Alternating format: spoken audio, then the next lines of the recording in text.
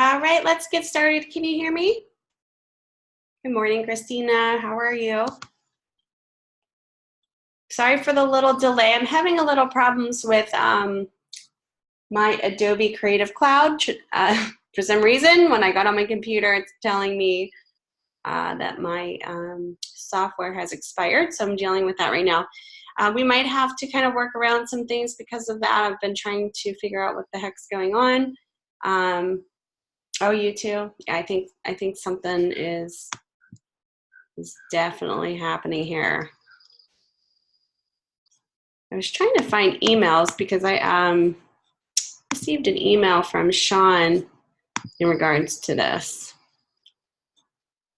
Give me 1 second here. So you're having trouble logging in, or is it just saying you have your subscription is expired?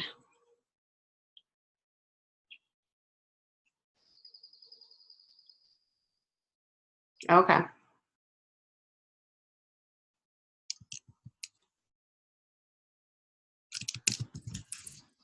Hold on 1 second here. I'm gonna sneeze.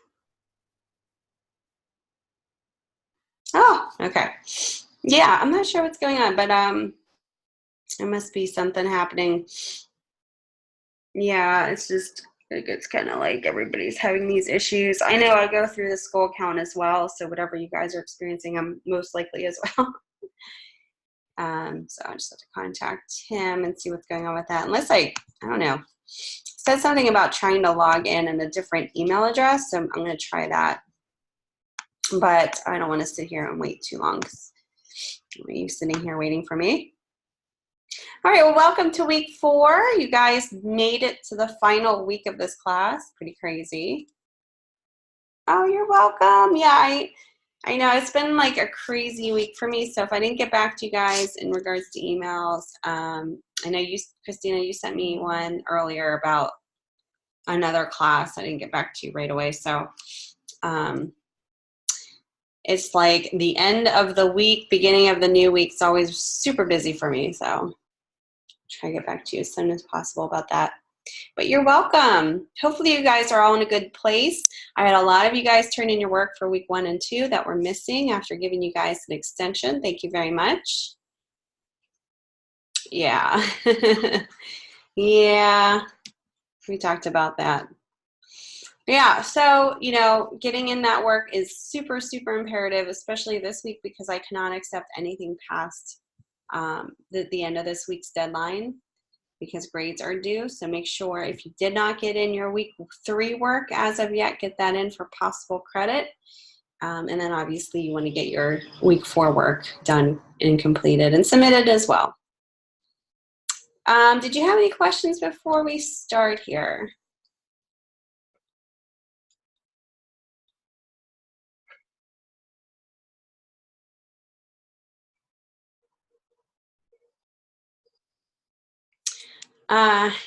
Easier to do the final and then sign. Yep.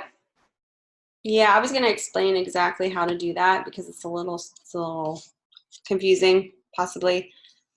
So as far as the mock-ups go for this week, we'll go over all that. Although I might have to do some weird finagling today because I'm able to open up InDesign, but for some reason I am not able to open up Illustrator because of the whole Creative Cloud subscription thing, and I kind of ran out of time before. Oh, you're welcome. Yep, that's what these lectures are for, to help you guys out because sometimes it's not very clear, totally clear in the instructions. So the lectures help kind of clarify, I think, a lot of what you need to do. I just might need to do some workarounds today because I was going to open up Illustrator and show you how to get your presentation ready. However, I'm unable to do so. So we'll just do kind of a workaround here, unfortunately. But hopefully you'll get the gist of it anyway.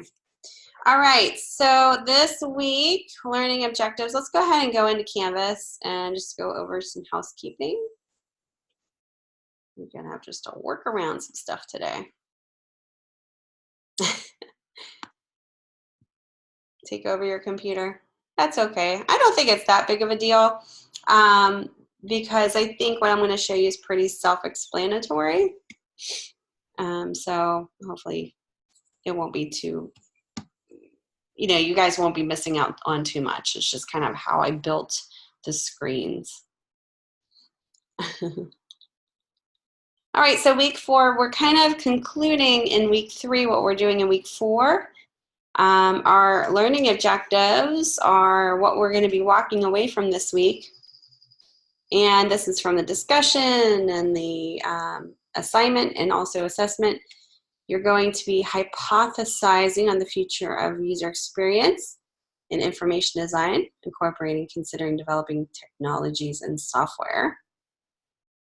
So kind of looking forward at what's to come, the trends maybe, possibly.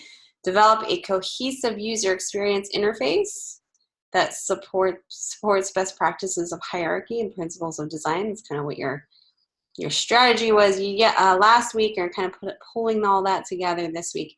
Use a developed content strategy to design a user-friendly interactive. Oh, my connection says it's unstable. What's going on today? It's almost like it's a full moon for me or something. Can you hear me? I just got like an unstable connection alert here. Looks like my internet's fine. Okay, good. It's just a weird thing.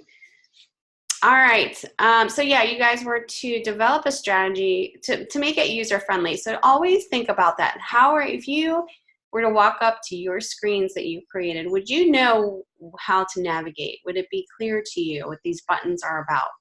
So those are the things that you need to kind of start looking at when you are going forward with your strategy and your plan this week for your screens to be very user-friendly. You know, what's the worst thing of when you go up to something and you don't know, what to do? You're like, okay, now what button do I press now and how do I get here? You know, it's frustrating and people walk away, so it's not effective. It needs to be user-friendly. It needs to be crystal clear, making it as simple as possible. Create an interactive mock-up to present a user interface concept to a client. I think I only had 2. I could only find 2 mock-ups. I was getting frustrated because every time I would think they were free, they were asking to pay for them. But there are 2 in there you're free to use. In the link that I posted in announcements, I believe, Christina, you gave me the other one. Thank you. And if you guys find any other ones that you want to use, if it's appropriate, by all means, go ahead. That's just kind of optional, kind of help you guys out. So, yeah, so that's pretty much the gist of it. And here's a little video that covers the definition of user experience, and sometimes it's confusing. Let's go ahead and take a look at this.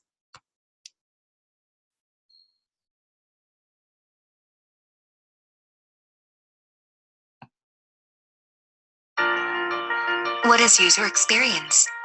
User experience, abbreviated as UX, is how a person feels when interfacing with a system. This system could be a website, a mobile application, or desktop software. UX focuses on the structure, layout, navigation, and how users interact with them.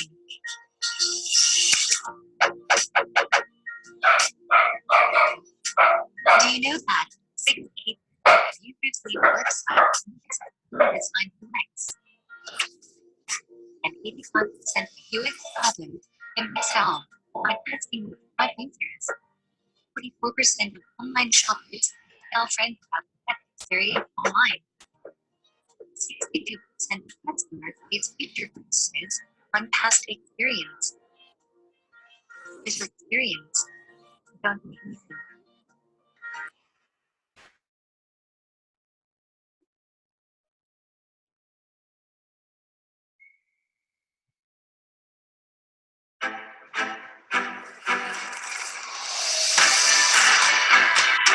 All right, sorry about that little interruption there from my little doggy. I had to run him up. To the to his room. He's being a bad boy. Okay, so it's just kind of an intro there. It's kind of interesting to see how many different mediums and applications. As I'm out of breath here, I didn't want him to bark. That users have so many different platforms, and just kind of knowing what these platforms are to to think about, like the kiosk, for example, it's just one part of it. And you saw that there's, you know, mobile app screens and all that good stuff. So there's a lot that goes on, depends on what you're dealing with. But for the most part, you know, it's all about how easy it is to use, you know, a certain application, just like we talked about before. All right. Also this week, don't forget in your course media, the very last week section is week 4, all the way down here. Yep, exactly. There are some great resources in here. The one on the top says how the intelligent web will change our interactions. So this content covers emotional intelligence on the web, facial language recognition, kind of cool, body language recognition. So this kind of, the learning objectives that are covered are actually the things that are going to be covered in this week's discussion. So that's really important. So you can pull some information out of that and just kind of learn more about that. Is this the future of infographics? Is the next article that you need to look at. Talks about interactive infographics, interactive ones. How cool is that? Videos and GIFs, animated infographics. And again, just kind of goes over what you guys are going to be discussing this week. So, and the next articles, you got a whole bunch here. 7 tips for touch-friendly kiosk user interface design. Talks about keeping things simple, fat finger considerations, limiting options. So it kind of just gives you an idea of how to develop a strategy for user-friendly interactive experience. This could definitely help you out, kind of understand how to design your screen a little bit more user-friendly, so that it's more user-friendly. Design principles, dominance, focal points, hierarchy, a big deal when we're doing this as well. Fat fingers, banana fingers, I always call them. So always great to kind of go over the principles of design, and focal points and hierarchy are huge, because if you don't have that, if let's say everything on your screen has the same emphasis, it's going to be hard to know where to look first, second, and third. So, you know, a user or a person looking at it will be very confused on where to look at and might kind of walk away because they're frustrated. So that kind of is when the design fails. Talks about visual hierarchy, focal points, creating hierarchy, how to do that. So if you're kind of lacking in that, I really highly recommend you guys reading up on these, because, is that the same? No, it's a different one here. Because it is something that everybody, I think, struggles with at first, and then once you get it, and then it makes sense. And that's what we do as designers. We're basically telling stories, or, you know, obviously communicating visually. But in order to do that effectively, we need to know, kind of show that in a way that's easy for the viewer to look at and follow. If it's not, then, you know, you get frustrated and you end up not reading it, like I said. Okay, Linda, playlist, just a short list here. Work with interactive objects, talks about, you know, understanding buttons. You know, obviously we're not going to be making this interactive, an actual interactive screen, but this topic talks about how you would make things interactive in regards to creating buttons and interactive PDFs. All right, so very important information there just to check out. And then also don't forget, let me go back to week 4 here, because this all kind of adds up. You guys have not only do you have a discussion, but you also have a career integration quiz, and you guys have that every mod. So you guys are probably like, okay, I know what that's all about. Just make sure you're specific to this course and you're reflecting upon the questions that are asked in there based on this class. This is all part of your process, not only as a student, but in the whole design aspect of what you need to do. So even as a designer, as a working designer, when you get a project, this is part of the design process, is the reflective part, being reflective of what you've learned, what you need to change, you know, things in that regard. So if you just finished a product or a project, you didn't reflect back on it, you might be really missing out on some crucial information of, you know, what really made that project work? You know, why was it successful? What could you change to make it more successful? And what did you learn about yourself in the process? It's all very good to kind of reflect upon all of that so that we can build upon that and evolve as people, and also designers and professionals, and also students. You guys are almost professionals in regards to, getting the degree in the field. So it's always good to, get into a habit of that process, the important step of that process. All right. As we go forward here, let's go ahead and check out your discussion. Some of you guys got started on this already. And again, we're going to be talking about the future of information design. So we're just going to kind of think about, what will become of the future of user experience and information design? Because there's so many things that evolve throughout time. Think about where technology has been in the past 5-10 years and how everything has changed. So go ahead and read through this background information. Just talks about how infographics, visual and communication, how it's growing. Yeah. I love that cartoon. See, now we're dating ourselves, Christina. She's talking about the cartoon Jetsons. We all should be on our hovercrafts, right? Like Back to the Future. So, it's always fun to think about, okay, where is this going? Where is this going to lead to? How is this going to evolve? We don't quite know, but we're going to kind of think about that, So we're thinking about how that's going to progress in media going forward. So go ahead and read through that. Kind of gives you a nice little background of, just new technology that's developing, current technology, just about all of that kind of building upon itself, creative thinking. But as you go forward here, go ahead and go to the prompt after you're done reading that discussion. Yeah, it would have been, right? Like a whole meal. I don't know, it might be getting there. I love that show. I don't know if they ever do reruns of that either. I never see that. The Jetsons. When Looney Tunes comes on, I'm always excited. It's crazy. Okay, so you're going to discuss how you imagine the future of information design. Where do you see it going?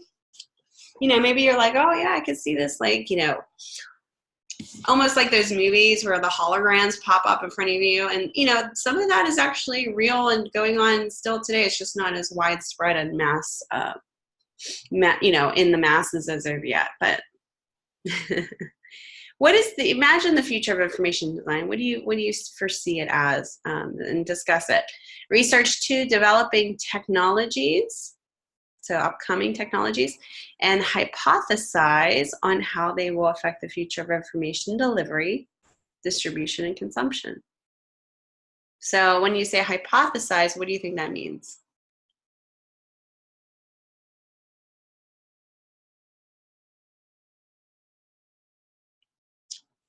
Have a theory. It's not really in a fact. It's just what you think maybe a theory. Yeah, like the Wall-E movie. Yep. Yeah. So what in your mind, it's not, may not happen, but what do you foresee? I guess that's kind of what that is. Okay, so in your post, you're going to share your findings and your thoughts on how these developments might affect your work as a designer. So think about those things. You might see an article that explains what they believe is going to happen in the future, and you might incorporate that into your post, to kind of support what your perspective is. That's always great to do. Don't forget to, in your comments, build on your classmates' ideas and where they may lead. Maybe you will be involved in bringing in a new age of communication. Maybe there's something out there that you think needs to happen that is in regards to, information design. Maybe there's something missing that you're like, oh, I wish this was available. Say you walk into an airport or something like that. you know, you kind of maybe are thinking that would be nice to have for ease of use and user friendliness. Even ordering food, you know, things like that. So for your citation, you might use articles that show examples of new media technology. You might show that. You might show what's people are already hypothesizing out there already, kind of neat to see. You could also find articles from experts that suggest changes to current media distribution. Or maybe there's something that's already out there that people are kind of like, you know, what could be changed about that? How can this evolve? Design a keychain text device for keeping our kids in touch with intimacy. Ah, okay. That's cool. Yeah, so you definitely can, you know, maybe you had some thoughts in your mind about certain things that you thought would be nice to have that would go with this topic. Yeah. All right, but it's all about information design and user friendliness, you know, and technology going forward.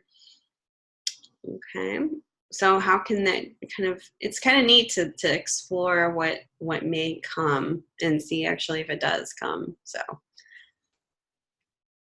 any questions about this discussion? Just don't forget to kind of, you know, to post your initial post before Wednesday, before midnight for possible full credit, and then respond to at least 2 peers on different days. Don't forget a citation is needed as well.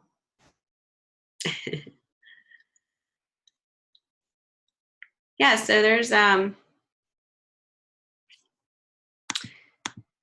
mean, you could just do a Google search.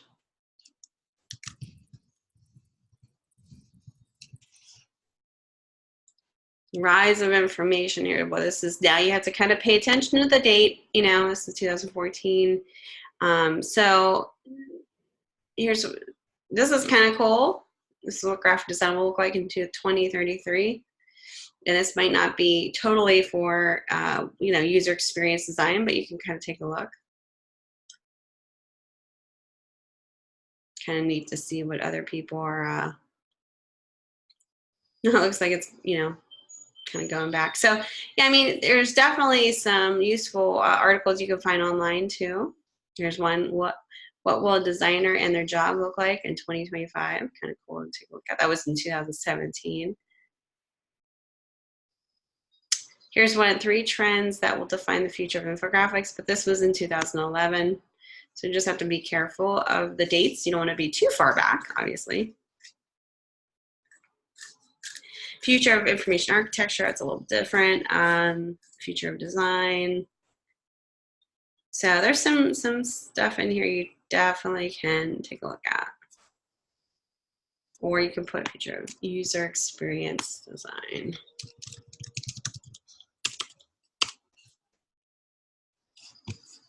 Get a little bit more specific to what we're talking about. There's one here, 2018. This might be a good one to check out. Article here. This might just talk about the actual design, the actual position. So just be careful of that too. What we're looking for is, you know, the trends and what people see kind of maybe happening, and maybe new applications and stuff like that. Does that make sense?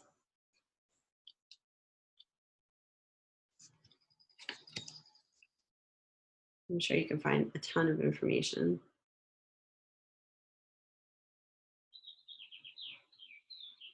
Okay, good. Okay, so that is the discussion. Go ahead and get crack-a-lacking on that. Let me know if you have any questions going forward, and just, you know, have fun with it. See what other people are discovering, and, you know, build upon that. Be inspired by each other. You guys make the discussion what it is too, so. All right, so as we go forward here, week 4, we are going to go over your assignment, and you will be designing an interactive interface. It won't be an actual working interactive interface. You're going to create the screens in Photoshop, You're going to set up the document size to fit either the provided mockup, or if you want to use a different one, be sure you use the proper dimensions to fit that screen. We kind of talked about that last week. I was kind of saying, think ahead. If you know your ratio and your dimensions, design the screen to that ratio, that scale. Okay, so here's the tip. Use the artboard or layer comp feature in Photoshop to see the visual flow from screen to screen. Lay out each screen using your planned out text, colors, map, symbols, and icons. Use the existing logo for the store and keep with the look of the existing brand. Here's another tip. Import your logo, map, and okay, I think that's a repeat, sorry. Reiterating myself there.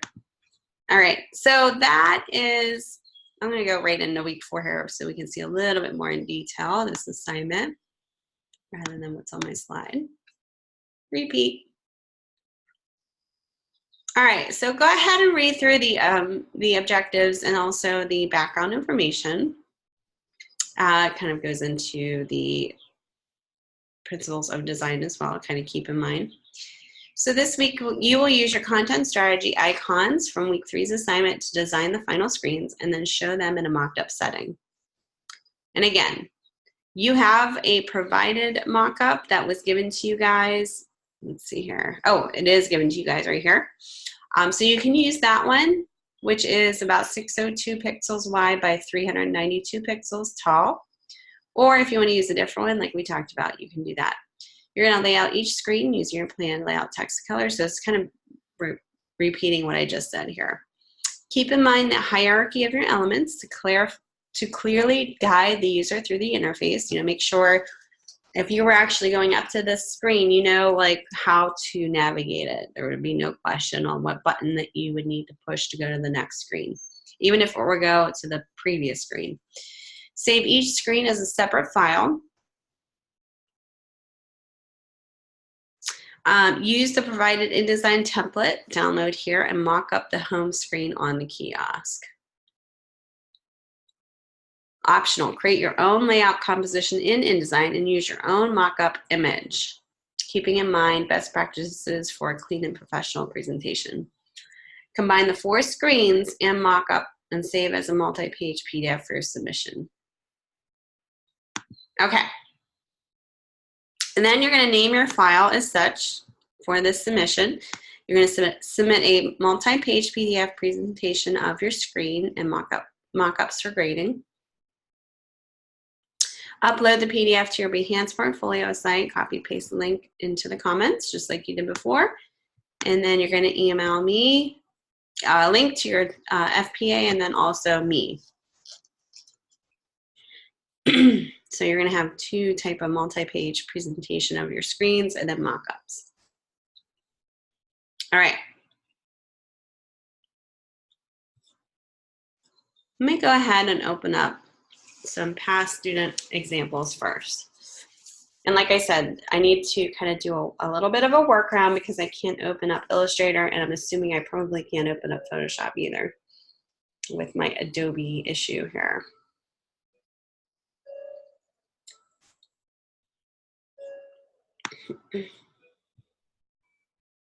And that's fine, Christina. Yep.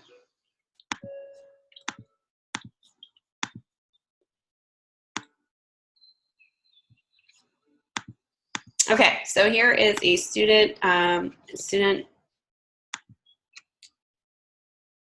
you know what, they didn't actually put in the store.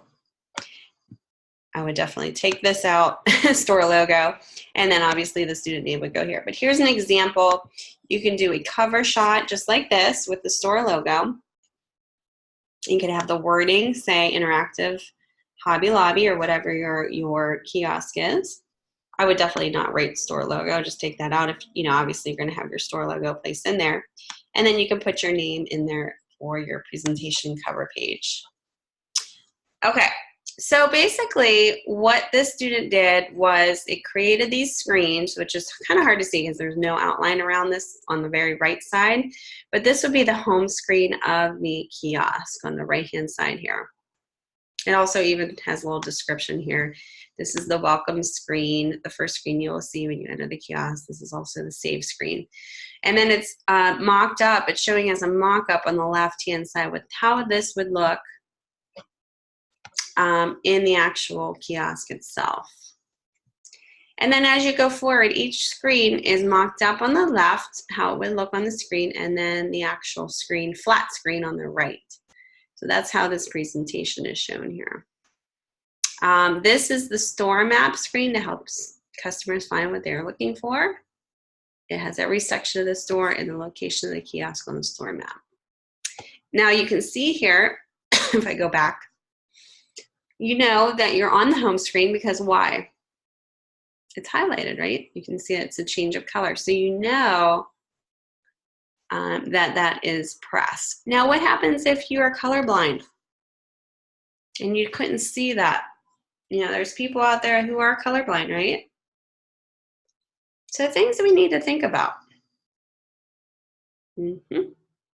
So typically there are some signifiers that you can create for people who have color blindness. You don't want to necessarily just do it by color only. You can put an underline under this, right? Or, you know, maybe an extra bold square over it. Yep. So sometimes, and you know, what's funny is I took a graduate class that went over, you know, interactive design, and I had no idea. Like I had no clue. Like I didn't even think about people who had color blindness for website purposes and access purposes. So when my instructor said, well, how would you know if this person was colorblind? How would they know what screen they were on? Which kind of makes sense, right? So having another visual there, you can have the button change color, but then having just another visual signifier there would be good that isn't color associated. Like I said, maybe an underline, you know, something of that sort. Okay, so we know we're on the home screen if you are not colorblind. You see a search bar here. You see the location map. You see all little buttons here. And then underneath that, oh, okay, yeah, I'm sure there's probably all kinds of stuff out there, right? Underneath that, there are, you know, there's a shopping cart and there's more kind of options underneath here. So like a menu kind of listed out. So that might be something you might want to think about doing on yours. On this screen, let's say we go to our location map screen for the second button here. This is where the menu bar changes color again to show that you're on location map. If you're sitting on here going, where am I? This is kind of they call this the breadcrumb trail, right? And again, I probably would underline this word and not just change it in color, just for those people who may be colorblind. And then you can see here the back and right arrows for more list of departments or going back to the screen that you were at originally if you don't want to. You know, there might be some more, I'm not quite sure if this goes back to the home screen with the arrows, it's a little confusing, or if there's another image that would pop up on the screen going back and forth, which could be possibly what the student was kind of referring to. Okay, the next page,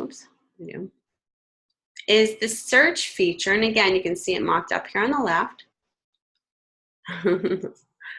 And then search feature color changes. And then you see the little search menu bar.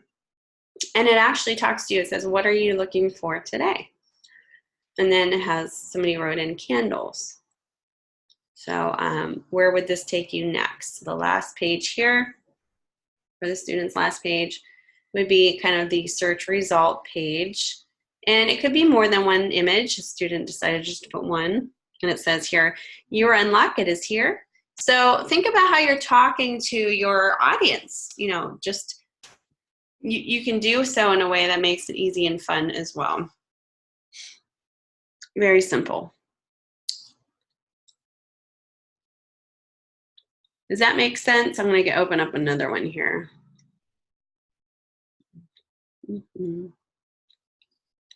Okay, this is the other one. This is for Lowe's. The only thing I would say, if you did it in this regard, like how you're presenting it, it looks like this. I would put a thin black line around the example on the right, just so we can see the edges on the screen. Just so you can see the boundaries, the space, and the margin space. Okay, here's the home page for this particular student, and then going into the next page, which is this is a little different than what you guys will be doing. This goes into the military discount. Obviously, it's different menu options that you guys are playing around with. Goes into the promotional offers, credit card page. So they're just going from button to button, information service, or I'm sorry, installation service. And then into the next page would have been the clearance page. But some definitely some interesting ideas there. Any questions about that?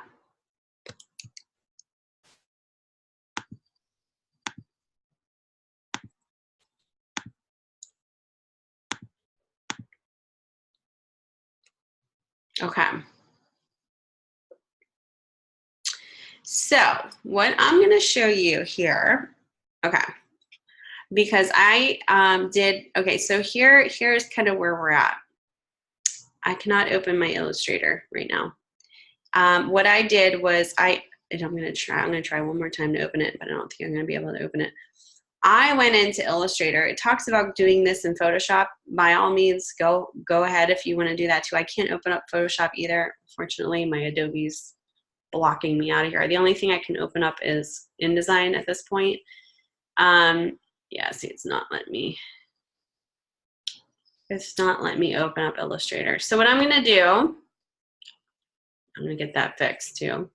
I'm going to show you what that looks like as a PDF if I were to have shown you step by step here. Hold on one second. Let me open up my PDF here.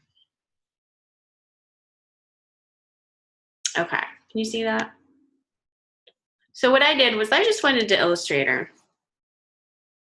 I went and did my content strategy mock-ups, my sketches, and I went into Illustrator. And you can either use, I'm fine with you guys designing in Illustrator if you want to instead of Photoshop. The mock-up you'll definitely want to do in Photoshop to bring into your InDesign layout, because that's just how you would do mock-ups. And when I say mock-ups, I'm talking about the screen kiosk itself. The actual flat screens that you're designing, you can do that in Photoshop or Illustrator. I'd be fine with that. You can even do it in InDesign. I did mine in Illustrator. I can't show you that because my Illustrator is not opening. I apologize. What I can do is, you know what I'm going to do?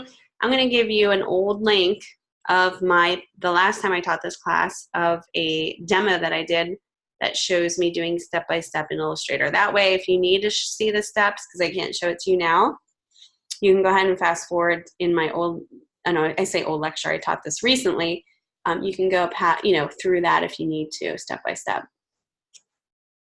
Just because I'm having my issues with my Adobe right now. Okay, so basically what I did was I created that screen. Remember that size screen that we were talking about last week? This is the same size in Illustrator, and I just created multiple artboards. And how you would do that in Illustrator, you just go up the window, artboards, and you can say new artboard and create as many pages as you want. Those are just pages, really. You don't have to just use 2 colors. This is actually just a 1 color type example here. But I would definitely, if you wanted to use a photograph, for instance, in your screens, I'm fine with that. It's completely up to you what you think is appropriate for your project. Okay, so in the past lecture, what I would showed how to set up this page. So I just kind of took my rounded rectangle square tool and created these buttons very easily with just the shape, the same size. And like I said, I'll send you a link to the old demo so you can see step by step. Then I went in and redid my icons so that they make sense and are unifying with the brand. Simple. And I did this all in Illustrator. And I just added that little target sign to all of these to keep it very consistent. I think the only one was the hours. I didn't do that. Oh yeah, right here in the middle of the hours. So I had that little Target logo mark in each of these icons to keep it consistent. But you definitely can see that not only am I showing a visual, a pictogram, but I'm also having the word underneath it to go with that, just in case there's any confusion. Like for instance, if people didn't know what that meant, this little ticker, map is under there to clarify what that is. That's always a good thing to do. Just make sure it all kind of is cohesive. You don't want these to be different sizes, font sizes. You want it to be the same, and you want it to unify with the mark itself. That means the style needs to kind of be cohesive and look the same, or else it'll look too odd and people will just be staring at it and be like, what is that? And it's easy to read so that you're not confusing anybody even more. I use the Target logo at the top, so if I were to come up to this screen, the next page, what I could do in this regards, because my next page is location map, I can highlight this right now as my location map in some way so that I know I'm going to that. See how I have this underlined? This is the next artboard. So this is the first one that I created, so I have all my icons on there. And then this is my second artboard, which I kind of showed you how I was setting this up last week with just placement, 4 placement only boxes, but now I'm kind of finishing this up a little bit more in detail. Now this is just a location map, so you don't really have to be specific. These gray boxes are fine to have because it's just showing you where it is in the store, where to go for, say, electronics. You could have a "you are here" if you wanted to, you know, you see those maps. And then on the left-hand side here is the list of departments. And then you have the back arrow and the forward arrow down below here. And that's just another way to navigate if you wanted to go back and forth. Say if this was a slider, and this would slide you from left to right to the next, you know, information on the same page.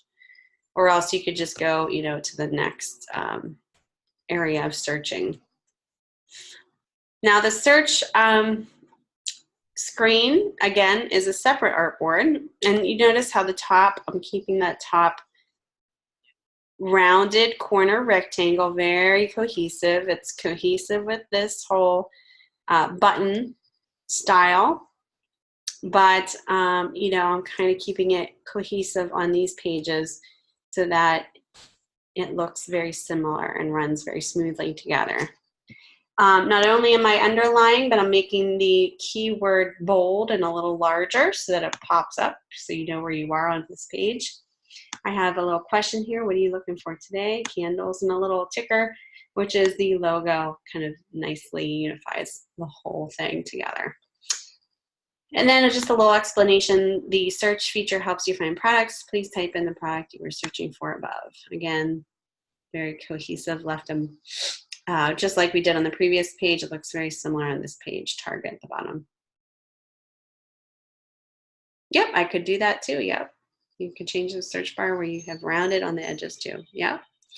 Even this too, the actual image box. Yep, good suggestion. And then this is kind of what pops up for the search.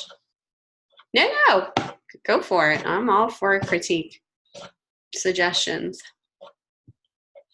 I can even have it as a circle. It could be a circle for this image too. So that, you know, yeah, pay attention to those details. That really makes it, you know, critique away.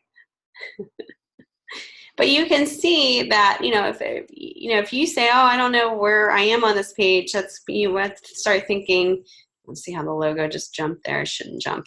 You need to know, okay, where do I go from here? Is this clear enough to me to know if I were on this screen where I would go to the next screen? So I guess what I'm missing right now is me actually going into Illustrator and creating and building these pages. It's pretty easy though, for the most part, keeping a grid structure. The elements are cohesive. It was just me kind of showing you how to build these in Illustrator.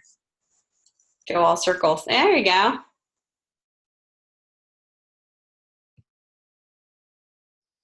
Why is the search word on the side of the bar and not on the other side?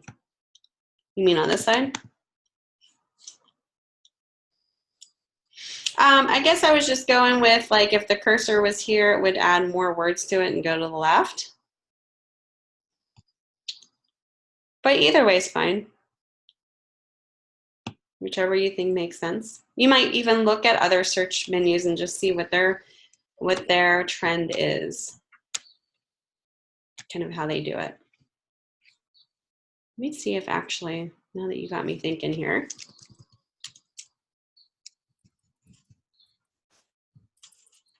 They actually have a Target kiosk example. There we go. I know they have ones at Target for, like, I've done the baby registry and I've done the wedding registry kiosks, and I've seen, I viewed them, and I didn't obviously apply, but I saw, like, you know, where you can actually apply to work at Target. Okay, so I mean, you know, here it is. Here's the kiosk for Target.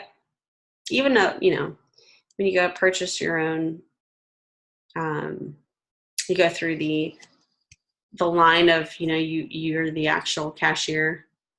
What is that called? Self-service line. You have a kiosk there too. So yeah, you probably have. It's just a different type of kiosk.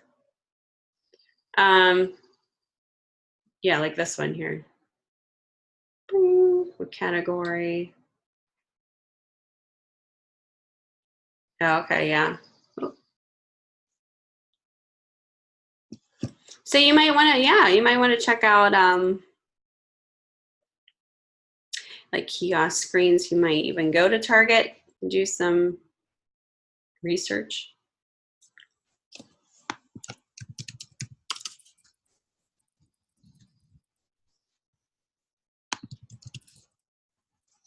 You might even look up, okay, like say if you wanted to do a kiosk screen example search screen, something like very specific. You know, like for instance here, shows you their search options. So everybody's different. Just see kind of what inspires you, what it makes sense for your brand. Keep it simple. You know, you want people to easily go up to this, be able to push something very quickly and not have to sit there and read through a whole bunch of stuff. There's kiosks that are actually really big, like this one. You know, so there's different styles and different purposes for each of these too. I'm trying to find a search menu.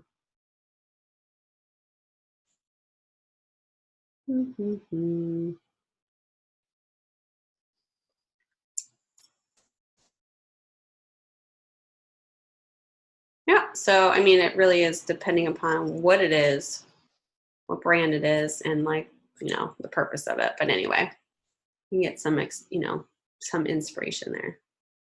But does that make sense without me showing you how I built that? And like I said, I'll post an old link to my past lecture so you can kind of see me doing each of those screens separately.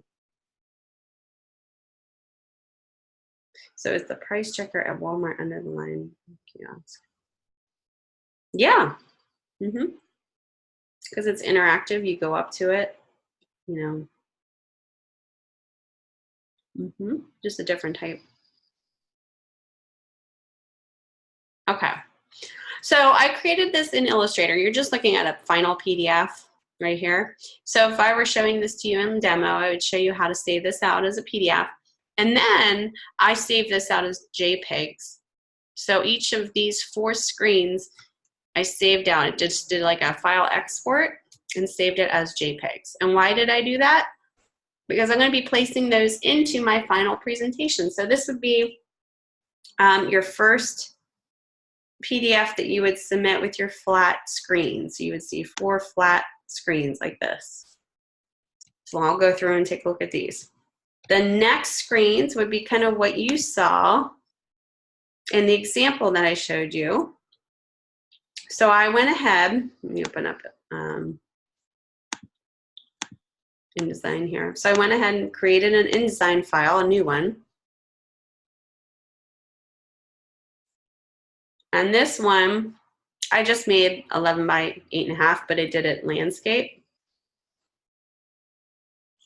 Okay, so you could do the same if you want. I created 4 pages. I'm sorry, 5 pages. And I just started the cover page on number 1. So it really is 4 pages with the cover page. And I have the intro, which is the interactive target kiosk. You might want to have that stated on your cover. Have the logo and presented by your name. So it's kind of like an intro. All right. The second page, you are given this, this kiosk, and I'll show you in a second here where to find that. But what I did was I just placed this in here. If you're using this kiosk, you could just do it as I did here. Let me ungroup this. So it's going to be a little different. And so what I did was that JPEG that I saved out, I basically placed it in here. So what I did was, let me show you here. It's going to be a little different than a regular mock-up that you usually do with a PSD mock-up. This is not a PSD mock-up, so kind of have to do it a little differently. So I'm going to take the pen tool and I'm going to go ahead and make a shape. You can zoom in on this. Ooh. And the shape can go right over the screen here. I'm going to do a no fill.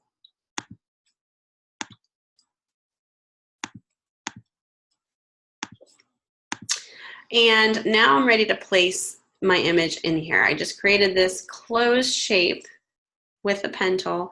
And now with that selected, I'm going to do a Command D. That's a file place. And I'm going to go ahead and find that JPEG that I created for this particular screen. Now I already exported the JPEG in my last demo, so I'm going to just bring this up in here. What page is this on?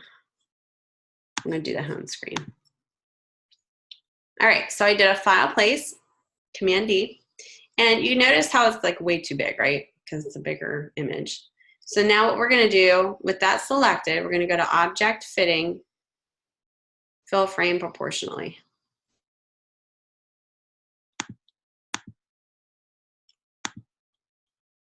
Okay, and that places it in.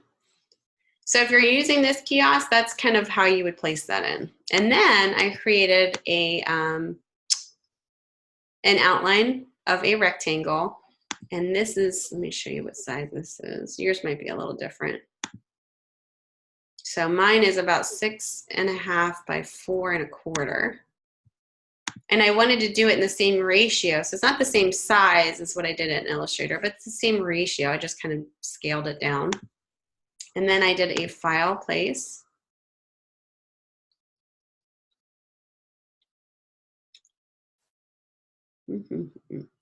Command D. Is that place? Yeah, right here. So if you don't do the shortcut, it's file place, Command D. And then I found that JPEG that I just placed in here. I placed here as well. And then when I placed it, if it doesn't place, you know, perfectly in there, just go up to Object, Fill Frame Proportionally, because it might be a different size. Down here, I put a little text box, and I said this is the welcome screen, the first screen you will see when you enter the kiosk. This is also the save screen. You can definitely take that verbiage from that to add in there, and that should be smaller.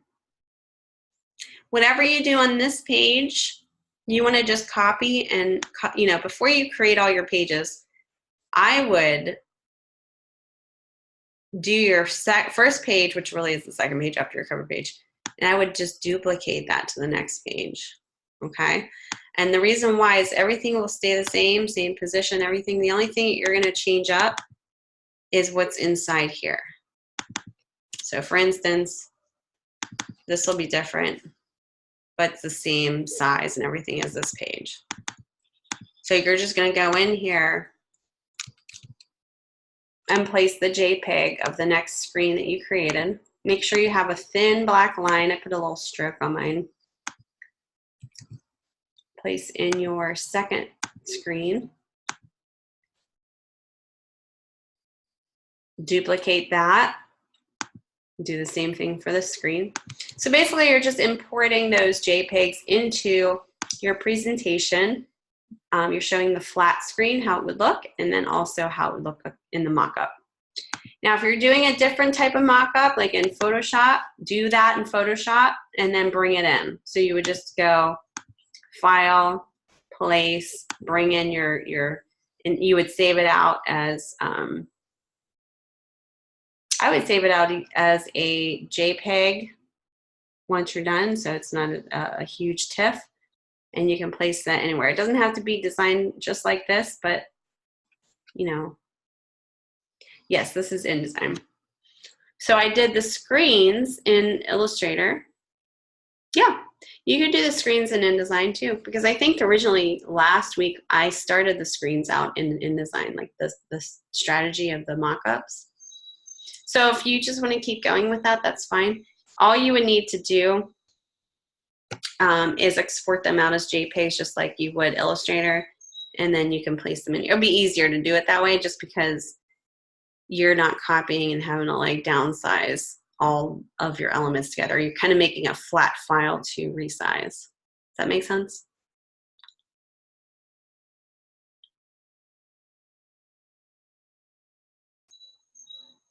So if you were to, like, you know, if I were to open up my presentation that I gave you. Oh, okay, yeah. Yep. And then if you do it in Photoshop too, if you do each screen in Photoshop, you would have to save it out anyway as JPEGs as well to import into your InDesign layout. So either way, you would be exporting out as a JPEG for this presentation. So this would be the 5 pages that you would need to add to your other presentation, which is this one. Oh, no, this is the same one I just showed you. Hold on.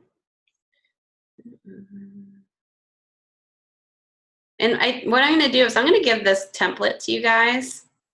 I'm going to give this InDesign template. I'm going to post that into announcements so you guys can use this if you want to.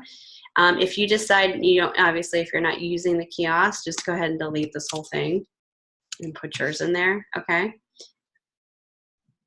That way you can start with that and be easy. All right, so what was I going to show you before? Oh, this one here, hold on. Yes, the mock-up is.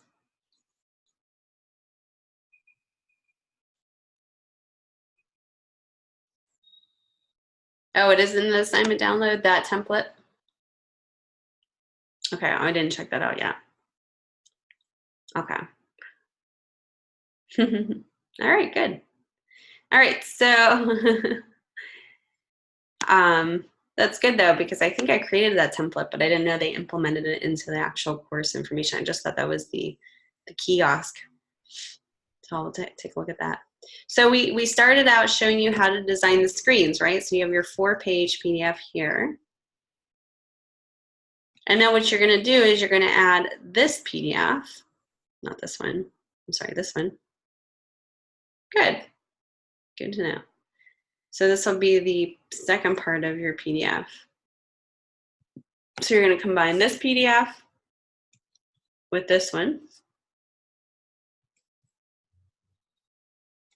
And actually, you know what? I would be fine with just accepting this one because it's showing you both screens. So if you just wanted to upload this one, that would be fine for me because it's basically showing the same thing, the flat screen and then your kiosk. I think that's just a better way to present it. So you don't have to worry about like adding those two together if you don't want to. Okay, let me go back to that download link here because you have me very interested in what's in this folder here. Yeah, so here's the template here. Let's go ahead and take a look at this. It's a zipped folder. For some reason, I just thought this was the mock-up. Okay, yeah, it is good. Okay, so I won't have this in announcements. It's actually right there for you to thank you, Christina. For some reason, I was thinking it was just this mock-up here. No, you're good. That's good. So you know, obviously you have these pages to work with. And then what I would do is obviously put the store logo in here, delete that. You can put like Target interactive location kiosk, and then your name here. Yeah. What are you doing?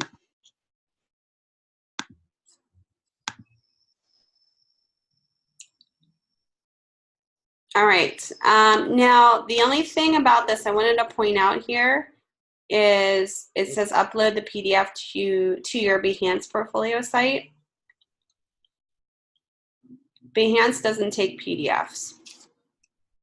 It won't let you. You have to do JPEGs. So it's a little snafu right there. Not a big one, as long as you kind of know. You will know if you try to upload the PDF to Behance site, it's going to tell you no. So what you're going to do is once you're done, say you're working on this template, you got all your flat screen, you have your, you know, all of this done like this, you have all 5 pages, you're just going to go File, Export, JPEG is what you're going to choose. I'm going to save it to my desktop.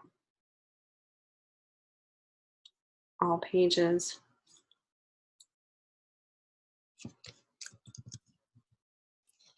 Then you're going to go and open up your Behance once you're done with that.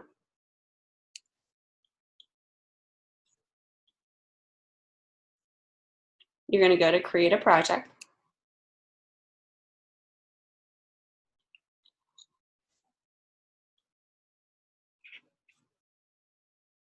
I know, it's like crazy. You guys will have a lot of work on these, which is good. It's a good thing. Go to your upload files, like we said before, yep.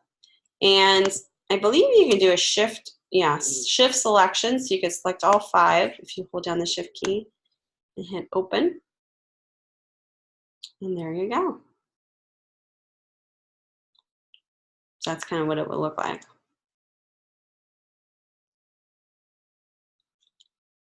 Continue.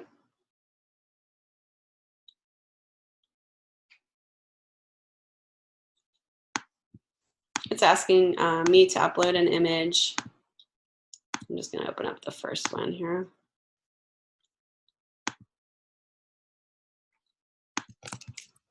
Project title.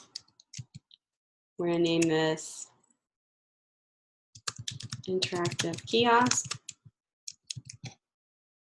Target.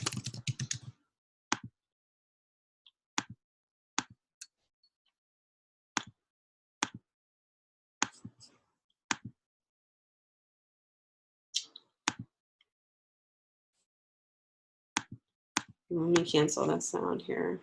For some reason.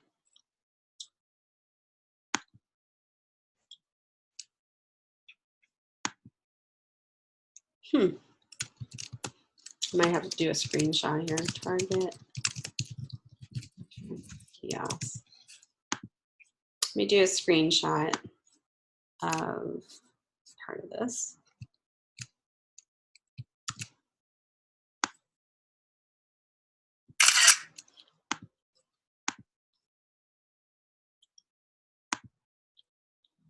There it is.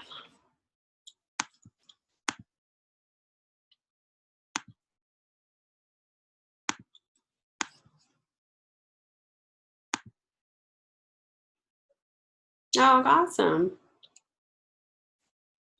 That's great. Yeah, it's always nice to be recognized.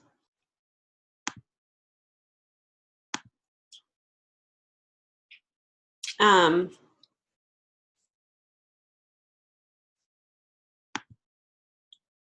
me save this here.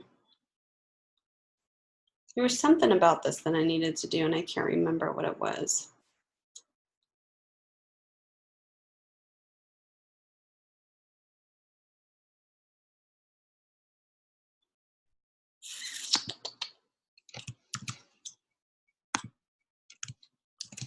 Oh, 1 second.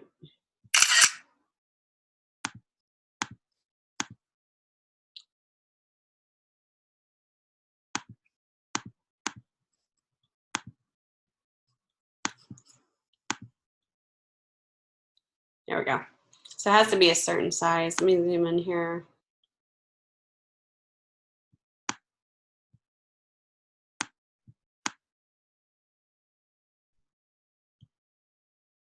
Something like that.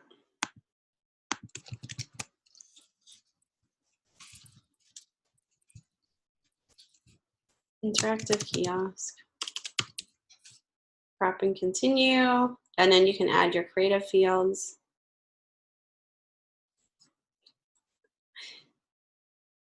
I missed that.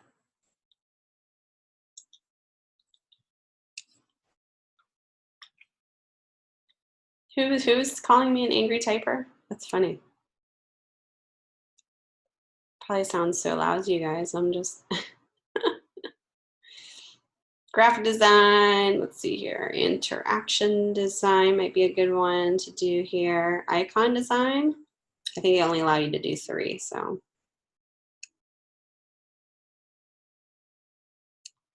Tools used, you know, Adobe Illustrator,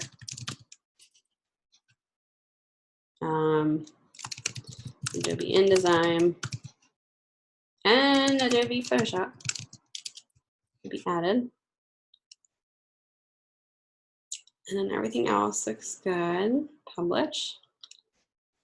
And then it will give you a link and then also post it. So you just copy this. I'm so angry. You don't even want to know when I am angry. I'm actually happy, so that's funny. Go ahead and check it out on your actual, you know, just make sure it looks good. Your thumbnail looks good. You can actually click on it and view it. It looks good. Okay. Yours might not look exactly like mine. It depends on your PSD mockup. Let me see if I can actually open up Photoshop here. I didn't even try. Any questions about that?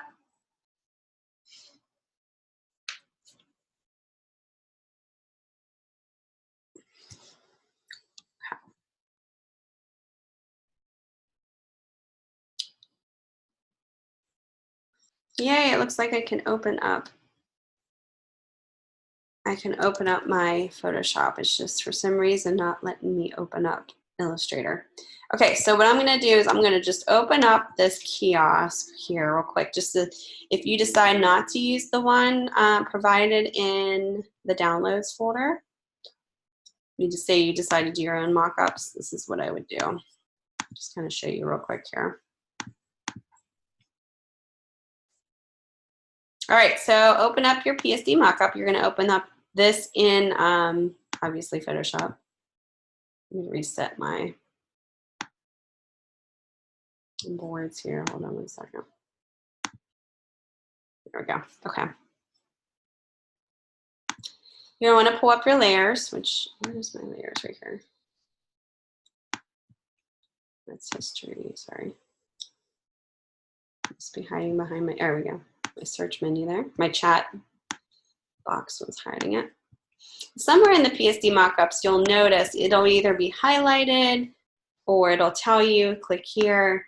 Right now, this is actually telling me this is the screen I need to layer that I need to click on in order to place my screen in there because it's red. So what you do is you double click on that smart object layer, just double click. And then this is where you're going to place your graphic in. Okay, so you go File, Place.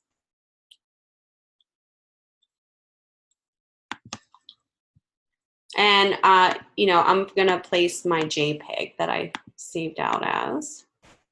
Unless you're designing this in Photoshop. Oh, obviously you would actually export it down anyway too, as a JPEG. I'll find that JPEG of my home page. Now you can tell that it's just a little smaller height-wise, and that's okay. It's not too bad of a difference, probably like a 1/2 of an inch on top and bottom.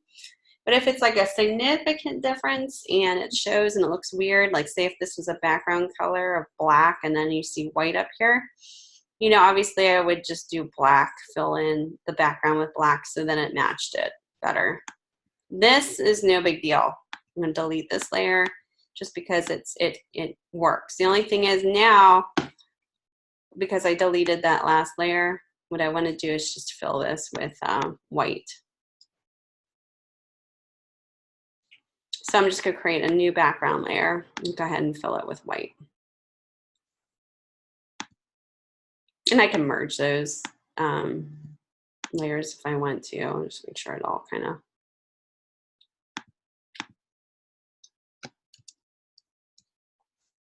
show them.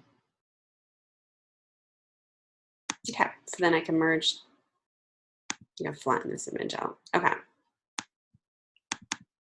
Now the key to this is you want to save this, go File, Save, before going back to your tab of your screen. And of course, this is going to show.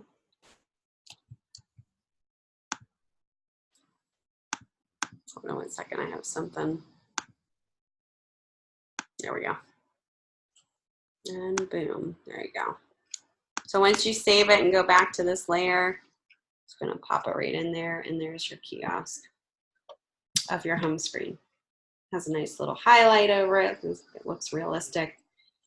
So that's how you do that. Any questions about that?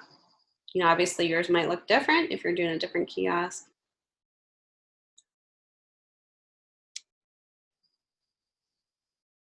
I'm not sure if I would use this one. I'm not sure if this looks like it would be appropriate for this, but it works for showing you guys the technique. And then I would just do a save as. You can save it as a JPEG. I would name it as like home screen. And then this is, you know, once you save that,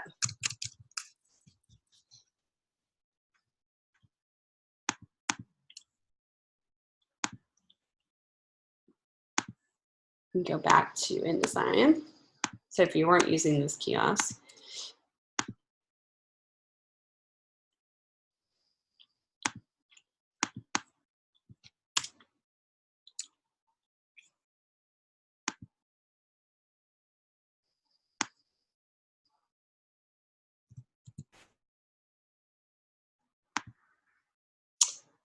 you would use this one, although I would make it maybe a little bigger. But we can fix that here in a second. Yeah, and it's realistic, but what's nice is you can actually see what it looks like in this example, and then you see it over here. So for this visual, I probably would resize this, my artboards, to be maybe like a square size, so like maybe 12 by 12 instead of 8.5 by 11. And then I would just do this, where I would resituate this so it makes sense. And I could probably make this bigger too. This, make it a little bit bigger for this space, since I made it visually bigger all around. Whoops. Just make sure that whatever changes that you make, you're keeping it consistent on every page.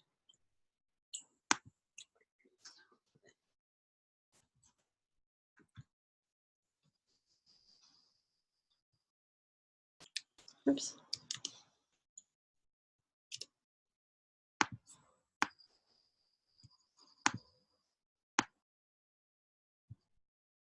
May not get it way over there, but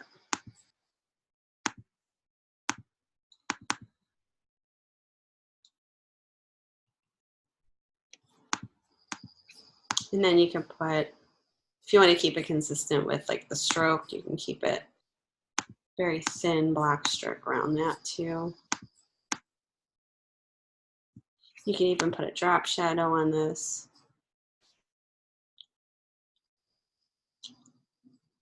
I just would be very subtle about it. I wouldn't obviously make it really dark.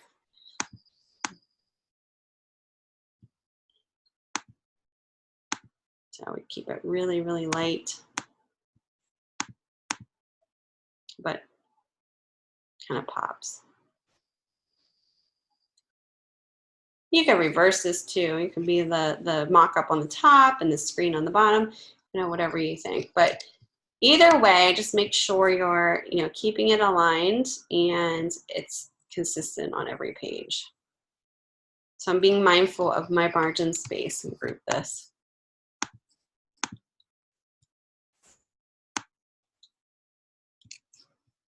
Go ahead and do my alignment tools.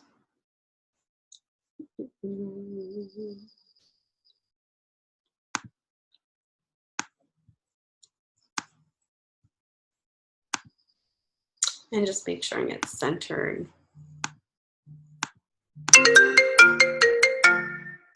Sorry, guys. All right, so that's kind of how I would do it. If I were to do the kiosk that wasn't vertical, that would fit nicely on the left side. Just making sure everything else, like I would change every page to reflect that.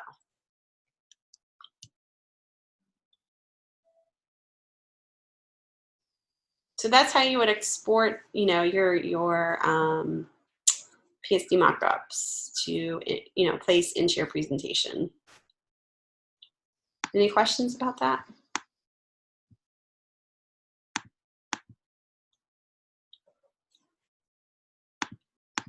Pretty straightforward there.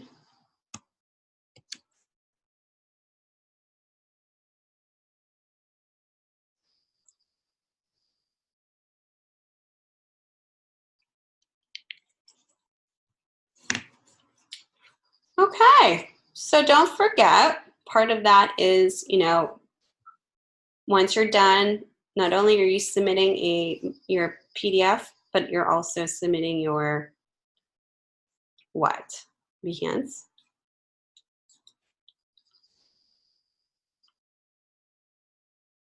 And then you are what? Emailing me and your FPA. You're going to CC me, and then you're going to send it to your FPA. Yep. And don't forget about this part. Okay. Here is the dimensions for the one that is in the template provided. So if you need to use that, you can.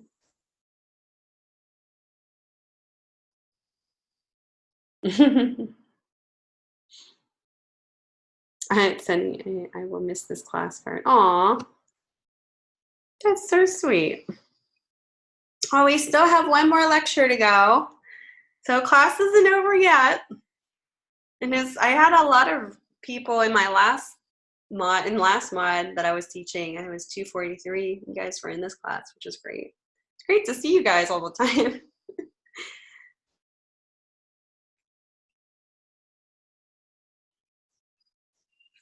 And it's kind of nice to see where you guys are going, you know, just even if I don't catch you next mod, the mod after that, if I'm teaching another class, it's very cool to see where you guys are. Aw, you're so sweet, Christina. You just made my day. Okay, well, any questions about that or the discussion, anything that we went over today? Do you have any questions? Now's the time to ask it. When we meet up next week too, or not next week, next week.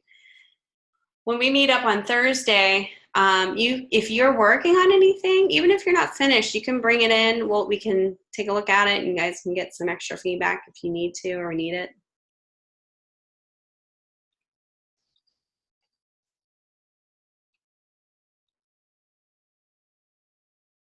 Okay. So there's definitely a couple parts to this. This is the part 2 we just talked about. We will go over your assessment for on Thursday. Actually, we are going to make it an interactive PDF, so that'll be cool. It just won't be like an actual working screen. Yeah. So if you want to kind of look ahead at the assessment, we'll be discussing that the next time we meet up. But I'm pretty much at my stopping point right now. If you want to share anything, talk about anything, have questions, now's the time to do it. If not, kind of wrap it up a little bit early here. And, you know, if you do, or if you are working on something, you get stuck, you know, we are going to meet one more time on Thursday. So that's your time to, we'll have some time to definitely take a look. Also, like I said, because my Illustrator wasn't opening, I'm going to post the older lecture in announcements if you want to take a look at that, if you're curious on how I built those pages. I apologize ahead of time. Like I said, my Adobe's giving me issues and I'm not sure what's going on. So it sounds like everybody else is on, some people are in the same boat as me, so I'm going to have to figure out what's going on. At least I'm not alone.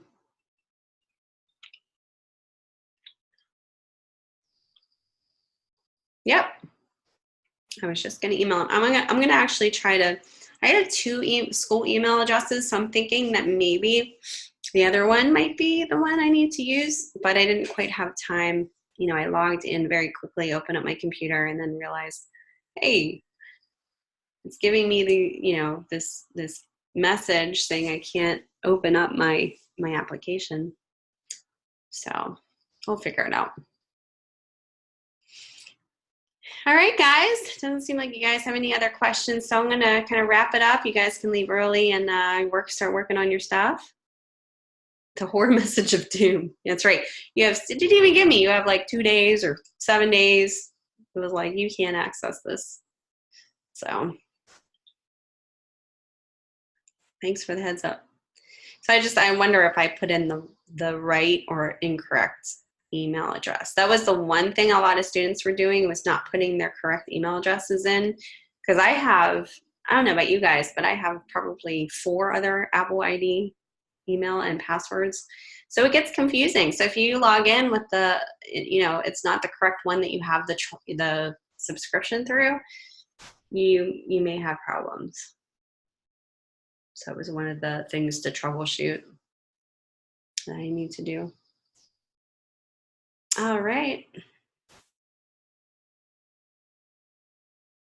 I think you did show me that, Christina. That was really cool. Was it the invite? Yeah. Mm-hmm.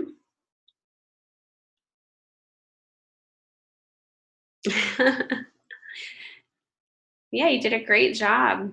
She made you feel like you were going outside of the design principles. Uh-oh, was she critiquing your work?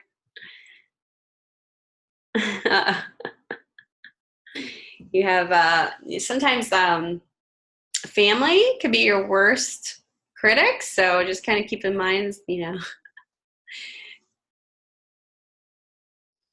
Oh, okay, nice. Yeah, see, everybody has their own opinion. And even, you know what, that's funny, Christina, because clients will do that to you too. You know, clients sometimes, and then they have, you know, no background in design, no degree or anything, and they will critique you as if they know. So that's kind of a good thing to kind of start getting used to. Unfortunately, it does happen. You just kind of have to, you know, be smart about it and be respectful enough to say, hey, you know, I did this, and then state why you did it. Use factual information. Back up your design. Unfortunately, it happens. You have to. I've been, you know, in that situation before. I used to have this is a funny story. When I worked for the ad agency in Ohio, I used to have a salesman that he would go out and get, you know, drum up new work and stuff. He used to stand behind me while I was working on projects and tell me like what I should do, what I shouldn't do, like kind of suggesting. And I'm like, And it's okay if somebody kind of chimes in and gives you some collaborative feedback, but this guy was kind of the everybody kind of was like, oh, this guy's coming back again. So even people you work for can kind of try to push you around a little bit, and they may or may not have some good feedback. Obviously he knows the clients too, so I was always kind of very open to what he had to say. It's just kind of crazy when somebody stands behind you while you're working.